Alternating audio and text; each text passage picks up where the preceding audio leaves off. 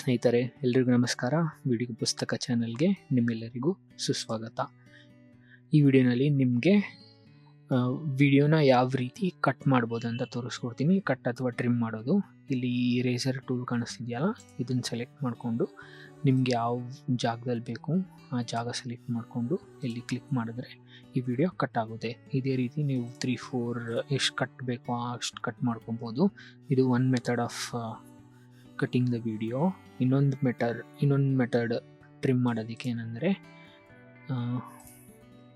ಇಲ್ಲಿ ಈ ಆ್ಯರೋ ಕಾಣಿಸ್ತಿದೆಯಲ್ಲ, ಈ ಆ್ಯರೋನ ಸೆಲೆಕ್ಟ್ ಮಾಡ್ಕೊಂಡು ನೀವು ಈ ವಿಡಿಯೋನ ಶಾರ್ಟ್ ಇಲ್ಲ ಎಕ್ಸ್ಪ್ಯಾಂಡ್ ಮಾಡ್ಕೋಬೋದು. ಈ ರೀತಿನೂ ವಿಡಿಯೋ ಕಟ್ ಆಗುತ್ತೆ ಇಲ್ಲ ಟ್ರಿಮ್ ಆಗುತ್ತೆ. ಈ ರೀತಿನೂ ನಿಮ್ಗೆ ಎಲ್ಲಿ ಬೇಕು ಅಲ್ಲಿಗೆ ಸ್ಟಾಪ್ ಮಾಡಿಕೊಂಡು ಈ ಟೈಮ್ ಬಾರ್ನ ಫಾರ್ ಎನ್ ಎಕ್ಸಾಂಪಲ್ ಇಲ್ಲಿ ಸ್ಟಾಪ್ ಮಾಡ್ಕೋತೀನಿ ನಾನಂದರೆ, ಇಲ್ಲಿಗೆ ಸೆಲೆಕ್ಟ್ ಮಾಡಿಬಿಟ್ರೆ ಅಲ್ಲಿಗೆ ಮಾತ್ರ ಅದು ವಿಡಿಯೋ ಕಟ್ ಆಗುತ್ತೆ.